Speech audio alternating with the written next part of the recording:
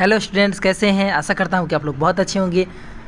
पिछले क्लास में हम लोग सरफेस केमिस्ट्री स्टार्ट किए हुए थे, जहां पर हम लोग अधिशोषण के बारे में पढ़ रहे थे।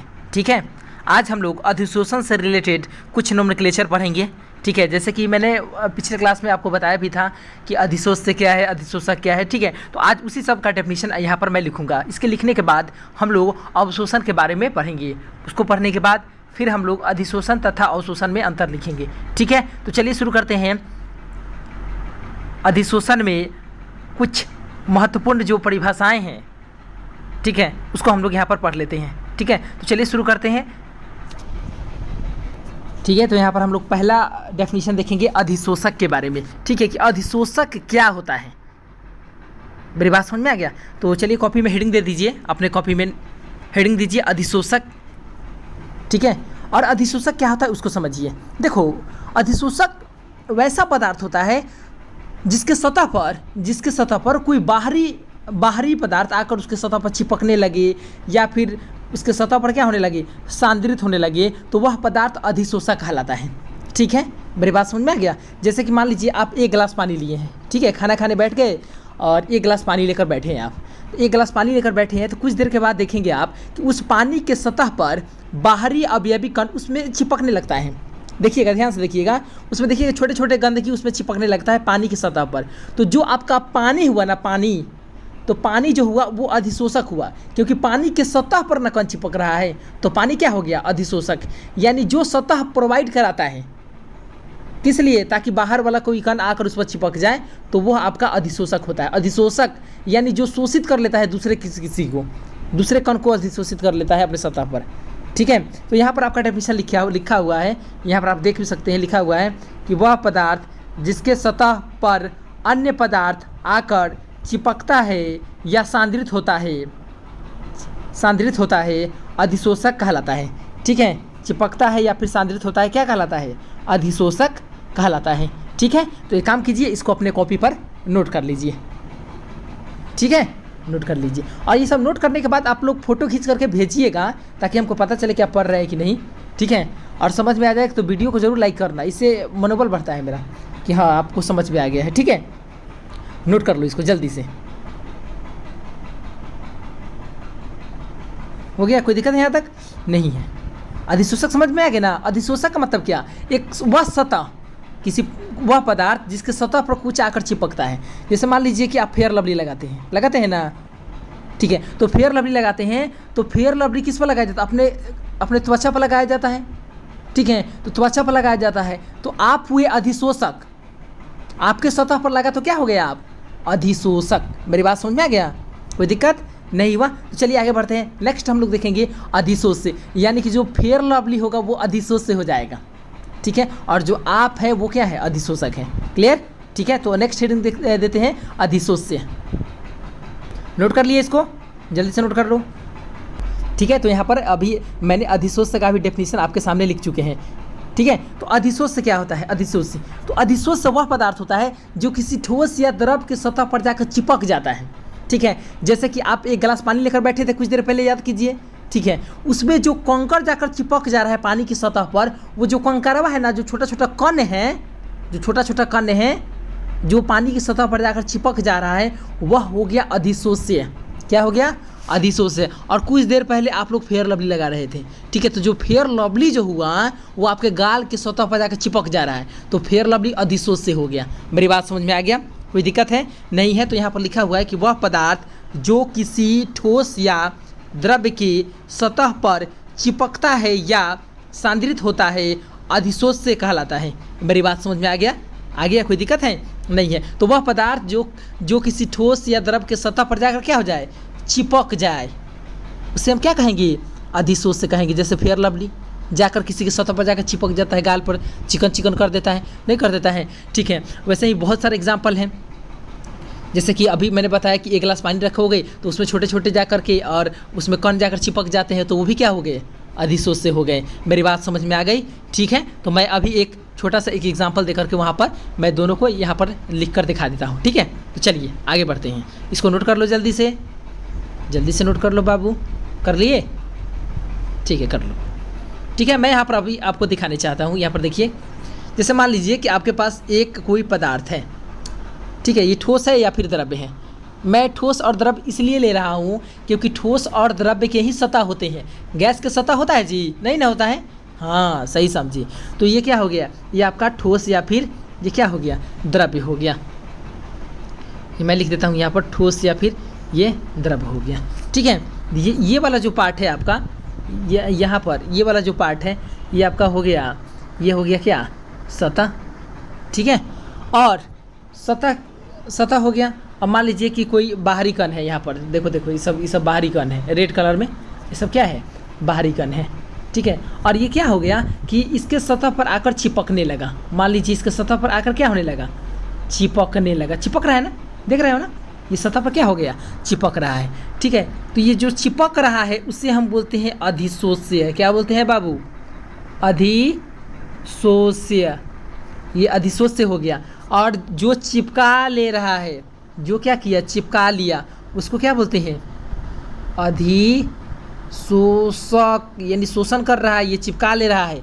जो चिपकाता है वो अधिशोषक, और जो चिपक जाता है उसे अधिशोष्य कहते हैं।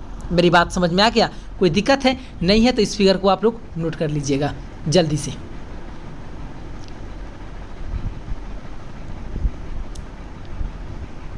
नोट कर लिए, आगे बढ़ें। चलिए बहुत अच्छा, अब आगे बढ़ता हूँ और थोड़ा सा बात कर लेते हैं शोषण के बारे में, कि आखिर ये शोषण क्या है, ठीक है। थोड़ा सा शोषण के बारे में हम लोग देख लेते हैं, ठीक है। तो चलिए नेक्स्ट रीडिंग देते हैं, शोषण। चलो तो अब बात करते हैं विशोषण पर। क्या चीज़ पर, विशोषण पर। आखिर ये विशोषण है क्या, देखो घबराने की बिल्कुल ज़रूरत नहीं है। विशोषण क्या होता है मैं अभी समझाता हूँ आपको। जैसे मैंने आपको पहले बताया कि अधिशोष से अधिशोषक की सतह पर जाकर चिपक जाता है, ठीक है। यहाँ पर मान लीजिए कि आपका कोई पदार्थ है, इसके सतह पर क्या हो गया, बाहरी कण चिपक गया, ठीक है। ये बाहरी कण क्या हो गया, चिपक गया, यानी ये अधिशोष से हो गया, और ये क्या हो गया, अधिशोषक हो गया। ये आपका हो गया अधिशोषक, ये आपका हो गया अधिशोषक, और ये आपका क्या हो गया, अधिशोष से हो गया, अधिशोष से हो गया ना। तो अगर आप चाहते हैं कि जो अधिशोष से अधिशोषक के सतह पर चिपक गया है वो अलग हो जाए, ठीक है। मान लीजिए आप कोई भी प्रोसेस लगा करके आप चाहते हो कि अधिशोष से अधिशोषक के सतह से दूर चला जाए, तो इसके लिए आपको जो भी क्रियाकलाप करना पड़ेगा, जो भी काम करना पड़ेगा, उसी क्रिया को हम लोग विशोषण कहते हैं, डिजप्शन कहते हैं। मेरी बात आपको पूरी तरह समझ में आ चुका होगा, आशा करता हूँ, ठीक है। अधिशोष को अधिशोषक के सतह से हटाने की प्रक्रिया ही क्या कहलाता है, विशोषण। यानी कि अगर आप फेयर लवली गाल पर लगा दिए हैं, गाल पर हटाने के लिए जो भी आप प्रोसेस कर रहे हैं उसे हम लोग क्या कहते हैं, विशोषण कहते हैं, ठीक है। तो उसके लिए क्या करना होगा, आपको फेस वॉश कर लेना, मुंह हाथ धो लेना होगा, विशोषण की क्रिया हो जाएगी, नहीं हो जाएगी, ज़्यादा जानने के लिए संपर्क करें। अब यहाँ पर आपको समझ में आ गया कि विशोषण क्या है। अधिशोष को अधिशोषक के सतह से हटाने के लिए जो भी क्रियाकलाप करना पड़ता है उसे हम क्या कहते हैं, विशोषण कहते हैं। समझ में आ गया, ठीक है, नो प्रॉब्लम, कोई दिक्कत नहीं है। आगे बात करें, चलिए ठीक है। तो नेक्स्ट आगे बढ़ते हैं शोषण की तरफ, ठीक है। चलिए लिख लीजिए जल्दी, इसको नोट कीजिए, नोट कर लिए, नोट कर लो। चलो आगे बढ़ते हैं। तो नेक्स्ट टॉपिक है मेरा क्या है, शोषण। कुछ देर पहले हम लोग विशोषण देखे थे।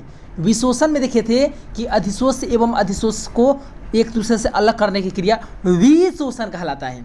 लेकिन अब जो नेक्स्ट मेरा टॉपिक है वो है शोषण। तो चलो भाई देखते हैं कि आखिर ये शोषण है क्या, ठीक है। तो शोषण, देखो शोषण एक वैसा प्रक्रम है जिसमें अधिशोषण एवं अवशोषण, याद कीजिए सतह पर होने वाली घटना दो प्रकार की होती है, अधिशोषण एवं अवशोषण। कुछ देर पहले हम लोग पढ़े थे, यानी कि पिछले लेक्चर में हम लोग देख चुके हैं, पहला लेक्चर में देखे हैं ना। तो अगर मान लीजिए बाय द वे कहीं पर ये देखा गया कि अधिशोषण भी हो रहा है और उसी में अवशोषण भी हो रहा है, तो इस क्रिया को शोषण कहा जाता है।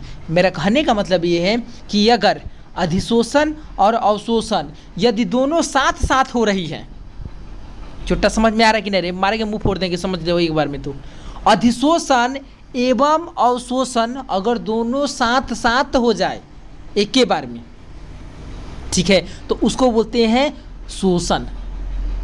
मेरी बात समझ में आ गया। सिंपल शोषण यानी कि उसमें अधिशोषण भी हो रहा है और अवशोषण भी हो रहा है। समझ में आ गया? आ गया तो कमेंट में जाकर लिखना कि सर सब डेफिनेशन में उसको हमको अब समझ में आ चुका है। ठीक है, वीडियो को यार पूरा देखना यार, मैं बार बार कहता हूँ कि टाइम निकाल कर ही वीडियो देखना। ये फिल्म कॉमेडी चल रहा है कि 2 मिनट लगा लिए देख कर भाग गए। पूरा वीडियो देखना है तो पूरा देखो, नहीं तो वहीं पर बंद करके भागो तुरंत। ठीक है, ज़्यादा पढ़ने की कोई ज़रूरत नहीं है, समझ गए ना। ऐसे ही पढ़ने वाले बच्चों की संख्या है कहाँ?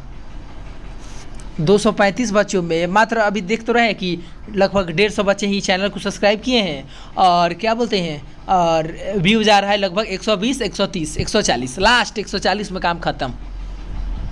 ठीक है, इससे पता चल रहा है कि आप लोग कितना देखते हैं। और एवरेज व्यू जानते हो, 20 मिनट के वीडियो में एवरेज व्यूज़ आ रहा है, जानते हो कितना देर? 3 मिनट 4 मिनट। अरे भाई 20 मिनट का वीडियो है, 3 मिनट 4 मिनट, तो बाकी के 16 मिनट कहाँ गया? यानी आप एवरेज एक औसत लड़का मात्र 3 से 4 मिनट ही वीडियो देख रहा है। नहीं देखोगे तो मेरा क्या? इसी कारण मनोबल डाउन हो जाता है, आप बीच में वीडियो बनाना भी छोड़ देते हैं। बहुत सारे बच्चे होते हैं जो कॉल करके बोलने लगते हैं सर वीडियो नहीं आ रहा है, वीडियो नहीं आ रहा है, जल्दी से डालिए। ठीक है, नहीं पढ़ोगे तो हम क्या करेंगे? ठीक है, जब तुम ही रेडी नहीं हो पढ़ने के लिए तो हम क्या करेंगे? ठीक है, तो चलो शोषण अभी मैंने बताया कि जिसमें अधिशोषण और अवशोषण दोनों की क्रिया साथ साथ हो तो क्या कहलाती है? शोषण कहलाती है। ठीक है, तो मैं यहाँ पर लिखता हूँ डेफिनेशन। ठीक है, तो यहाँ पर लिखा हुआ है शोषण का डेफिनेशन लिखा हुआ है कि वैसा प्रक्रम जिसमें अधिशोषण तथा अवशोषण की क्रिया कैसी हो? साथ साथ, मतलब एक ही बार में हो, साथ साथ हो, क्या कहलाता है? शोषण कहलाता है। ठीक है, तो आशा करता हूँ कि ये सभी डेफिनेशन आपको बहुत बढ़िया से याद हो चुका होगा। मैं लिखने की बात नहीं कर रहा हूँ, मैं याद करने की बात कर रहा हूँ कि आपको समझ में आ चुका होगा। ठीक है, आ गया? आया कि नहीं आया पहले ये बताओ तो। आया? कोई दिक्कत है यहाँ तक? नहीं है? समझ में आ गया? ठीक है, तो अब इसके बाद हम लोग बात करने वाले हैं कि आखिरकार ये अधिशोषण की क्रिया होती क्यों है। मेरी बात समझ में आ गया? अभी हम लोग बात करने वाले हैं कि अधिशोषण की क्रिया होने का कारण क्या है। ऐसा क्यों होता है कि एक गिलास पानी रखे फटाक से उसमें छोटा छोटा कण चला गया, चुट्टा कहीं का? कितना प्रॉब्लम होता है मालूम है? हम भी जाते हैं ससुरा, देखते हैं कि एक गिलास पानी लेकर आया, उसमें छोटा छोटा कंकर पड़ जाता है। आखिर ऐसा क्यों होता है? आइए जानते हैं और देखते हैं और समझते हैं कि आखिर ऐसा क्यों होता है। ठीक है, तो चलिए शुरू करते हैं अधिशोषण की क्रियाविधि यानी कि मैकेनिज्म ऑफ एडजॉर्प्शन के बारे में हम लोग स्टडी करेंगे। आखिर क्या कारण है कि अधिशोषण की क्रिया होती है भाई? तो चलिए शुरू करते हैं। लिखते हैं, कॉपी में हेडिंग दीजिए। तो जल्दी से अपने कॉपी पर हेडिंग दीजिए, अधिशोषण की क्रियाविधि। ठीक है, जल्दी से दीजिए। और पहला हम लोग कारण देखते हैं कि क्या कारण है भाई, क्या कारण है कि अधिशोषण होता है। तो चलिए शुरू करते हैं, लिखते हैं पहला पॉइंट। ठीक है, चलो पहला पॉइंट क्या है जरा समझते हैं। सबसे पहला एवं मुख्य कारण ये है कि अधिशोषक होता है, जो बाहरी कण को अपने सतह पर चिपकाता है, तो जो अधिशोषक होता है उसके अवयवी कण जो होते हैं, उसके कुछ कण ऐसे होते हैं जिस पर अनबैलेंस्ड फोर्स काम करता है। ठीक है, मैं यहाँ पर समझाता हूँ। तो ये हेडिंग दे दीजिए पहला नंबर पॉइंट, क्योंकि मेरे मोबाइल में तो इतना ज़्यादा स्पेस है नहीं कि मैं नीचे उसको बढ़िया तरह से समझा पाऊँ। ठीक है, तो इसलिए आप इसको नोट कर लीजिए और उसके बाद मैं समझाता हूँ। ठीक है, तो जल्दी से लिख लीजिए पहला कारण, अधिशोषक के अवयवी कणों पर असंतुलित बल। ठीक है, लिख लिए? चलो लिख लिए, तो अब समझते हैं। ठीक, मान लीजिए अभी मैंने बात किया था कि एक गिलास पानी लिए और कुछ देर के बाद देखे तो उसमें क्या होगा, छोटे छोटे कंकर आ जाते हैं। आखिर ऐसा क्यों होता है, मैं यहाँ पर एक गिलास पानी लेकर समझता हूँ। ठीक है, चलो एक गिलास पानी मैंने ले लिया। यहाँ पर ये एक आपका गिलास है, कोई दिक्कत? यहाँ पर आपका ये गिलास हो गया। ठीक, गिलास के बाद हम क्या करते हैं कि इसमें एक पानी डाल दिए, पानी भरा हुआ है। ये देखो, ये पानी है। ये इसको आपने क्या कर दिया, टेबल पर रख दिया है। इस गिलास को क्या चीज़ पर रख दिए, टेबल पर रख दिए हैं। देखिए टेबल हो गया। चलो बहुत अच्छा। अब यहाँ पर जब इसको टेबल पर रखे तो जानते हैं कि हमारे चारों तरफ वायुमंडल है। ठीक है, हवा है, और हवा में छोटे छोटे क्या होते हैं बाबू, और सुनना, ये कण भी होते हैं, छोटे छोटे कण है। ठीक है, ये छोटा जाकर पानी में बैठ जाता है ना, ये ससुरा कम नहीं है, सब देखो ये दुनिया नो पूछो मत। बाकी तो समझदार है ये हो तुम लोग, ठीक है। अब क्या होगा यहाँ पर, अब जैसे ही इसको जा कर के टेबल पर रखे होगा क्या, जरा समझिए। सबसे पहले इंटरनल स्ट्रक्चर को समझिएगा, ये समझिएगा तो ज़्यादा मतलब अच्छा तरह से समझ में आएगा। अब मान लीजिए कि जल है, तो जल मतलब क्या बबुआ, H2O। क्या है? H2O। एक काम करते हैं, जल के कण को कौन कलर से दिखा दें? इस बार लड़का के कलर यानी कि आसमानी कलर से दिखाते हैं। आसमानी है ना, ब्लू कलर से दिखाते हैं। हमारी धरती कैसे दिखाई देती है? बाहर से, अंतरिक्ष से नीला दिखाई देती है। हाँ चलिए एक काम करते हैं, यहाँ पर हम लोग ब्लू कलर से पानी के अणु को दिखाएंगे, यानी जल के अणु को, यानी H2O को हम लोग छोटे छोटे बूंद से दिखाएंगे। ठीक है, देखो देखिए, जल का एक कण है, ये भी कण है, बहुत सारा कण है ना जी। ये सब क्या है? जल के कण है। देखो देखो देखो देखो देखो, देखो। जल की ये सब क्या है? जल के कण है, अणु है। जल के कण मतलब है जल के अणु होते हैं। ठीक है, चलिए बहुत अच्छा। एक काम करते हैं, हम यहाँ पर जल के 2 अणु को पकड़ते हैं। ठीक है, आज दोनों अणु को पकड़ करके और उस पर लगने वाले बल के बारे में अध्ययन करते हैं। चुट्टा ध्यान से सुनो, तो मार के मुंह फोड़ देंगे के बारे में। ठीक है, देखो यहाँ पर एक ये वाला कण पकड़ लिए। यहाँ पर मान लीजिए कि एक कण है, इस पर ये जो जल के जो कण है ये अंदर वाला है, अंदर वाला जल के कण है। तो ये चारों तरफ से समान आकर्षण बल द्वारा सब जल के कण एक दूसरे को खींच रहे होंगे। चारों तरफ से समान बल लग रहा है ना? चारों तरफ से क्या लग रहा है? समान बल, और एक दूसरे को इसको क्या कर रहे हैं? खींच रहे हैं। ठीक है, ये जल के जो अणु हैं ये चारों तरफ से छोटे छोटे जल के दूसरे जल के अणुओं को अपनी तरफ खींच रहा है। बहुत अच्छा, ये तो बबुआ अंदर है तो खींच करके अब बैलेंस हो गया। इस पर जो नेट फोर्स लगा है एफ नेट कैसा लगा? 0 लगा ना। चारों तरफ से खींच लिया तो इसके ऊपर लगने वाला बल क्या हो गया? 0 हो गया। बहुत अच्छा। अब यहाँ पर सतह पर आओ, सतह पर जल के कण को पकड़ो। तो इधर से जल के कण खींच लिया, इधर से भी खींच लिया, इधर से भी खींच लिया। खींचेगा ना जी भाई, तुम तो जानते हो कि दुनिया का हर एक चीज़ एक छोटा चुंबक की तरह काम करता है। तो ये जल के अणु भी इधर से इस साइड वाला से तो खींच लिया, लेकिन बाहर तो जल के कण नहीं है, तो किसको खींचेगा? जल लौकेगा उकड़ा के ना खींचेगा। तो कहेगा अरे मानवा, किसको बुलाएगा? ये छोटे छोटे कण को अपनी तरफ खींचेगा। लो मिटक गया, हे भगवान। ठीक है, तो क्या करेगा? सतह वाला था, नीचे वाले पानी के अणु को आकर्षित तो कर ले रहा है, लेकिन बाहर से भी तो कोई आकर्षित होने वाला चाहिए ना। तो यहाँ पर जो फोर्स इसके बाहरी जो जल का जो सतह पर जो उपस्थित जो जल का जो अणु है उसके ऊपर कौन सा असंतुलित बल कार्य कर रहा है? जो जल के अंदर जो जल के अणु हैं वो चारों तरफ से जल के और अन्य जल के अणुओं द्वारा घिरा हुआ है, लेकिन जो सतह पर है वो तो इतना ही दूर घिरा हुआ है। बाहर से तो कोई जल का अणु इसको घेरा नहीं है। तो ये क्या करेगा? तुम अभी कुछ देर पहले बोले थे कि दुनिया का जितना भी वस्तु है छोटा चुंबक की तरह काम करता है। तो ये जल के अणु नीचे वाले जल को अणु को अपनी तरफ आकर्षित कर रहा है, लेकिन बाहर से भी तो कोई चाहिए आकर्षित करने वाला। तो उस केस में क्या होता है? जो भी बाहर से दिखाई देगा उसको क्या करने का? अपने सतह पर खींचने लगेगा। और इसी खींचने के कारण देखना, जब भी तुम एक गिलास पानी रखोगे तो तुरंत उसमें छोटे छोटे कंकड़ अंदर क्या हो जाते हैं? चले जाते हैं। ठीक है, और अधिशोषण का मुख्य कारण यही है। क्या है? असंतुलित बल। किस पर? जो अधिशोषक का जो बाह्यतम सतह पर यानी बाहरी सतह पर जो कण होते हैं उस पर असंतुलित बल कार्य करता है, जिसके कारण वो बाहरी कणों को अपनी सतह पर आकर्षित करके बैठा लेता है। मेरी बात समझ में आ गया? तो आशा करता हूँ कि आपको समझ में आ गया होगा कि अधिशोषण का मुख्य कारण क्या है।